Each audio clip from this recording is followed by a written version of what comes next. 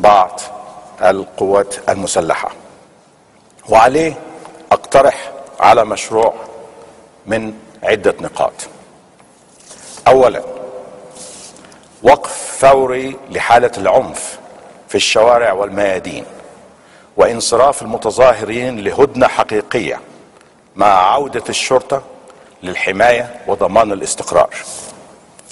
ثانيا، على الحركات الثورية والشعبية الوطنية أن يعلنوا بوضوح للشعب المصري عدم التواجد في شوارع وميادين مصر، وبذلك يتم حصر المشاغبين والبلطجية، وذلك لأنه لا يوجد مصري على هذه الأرض الخالدة يقبل بالأعمال الإجرامية لمنشآت وكنوز مصر، مثل ما حدث في المجمع العلمي العريق. أنا الحقيقة دي نقطة 2، وأنا جاي قلت لازم أوريكم اللي جالي النهاردة. ده جاي من التحرير، ده كتاب من المجمع العلمي، حد يا إما بيبيعه يا إما واخده عشان يوزعه على أماكن مختلفة بعد حرقه. المجمع العلمي اللي هو زي ما انتم عارفين بدأ من الحملة الفرنسية على مصر، وفيه مش عايز أقول يعني حاجات يمكن تشبه في وصفها حرق الإسكندرية، مكتبة الإسكندرية القديمة.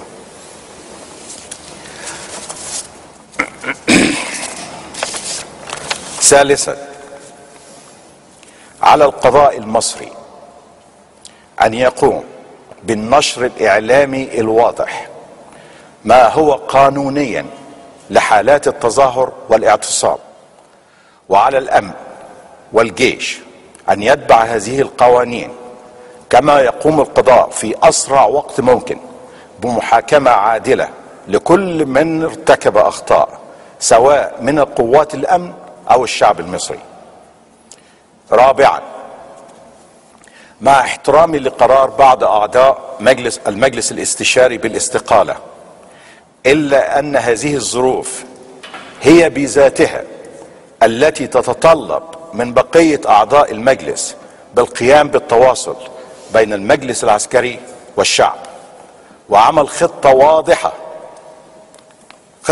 واضحة لإعطاء الفرصة للحكومة للوصول إلى حل في مشاكل الأمن والاقتصاد، وحيث أنها مدة عدة شهور إلى أن ينتخب رئيس الجمهورية والبرلمان، ففي رأيي أن هذا أمر سهل الوصول إليه.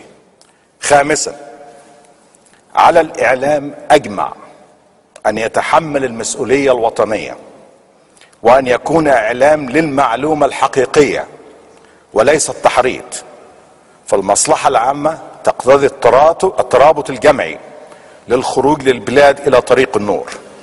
وفي تقديري يجب على النقابات المهنية أن تقوم بدورها الوطني للبحث عن احترام هذا الحدث التاريخي ومعاقبة من يتعامل معه في مثل هذه الظروف الخاصة التي تمر به مصر. سادسا وأخيرا، التركيز في المرحلة القادمة على وضع دستور مبني على العدالة الاجتماعية وحق المواطنة وحقوق المرأة والتغيير الديمقراطي الحقيقي للبلاد.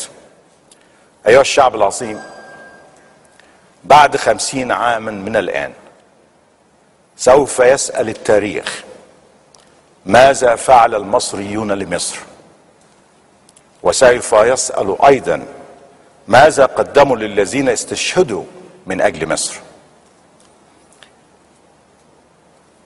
نتمنى جميعا من الله العلي القدير أن يوفقنا جميعا لتكون الإجابة هي أن شعب مصر العظيم نجح وأذهل العالم وقاد مسيرة الديمقراطية في العالم العربي.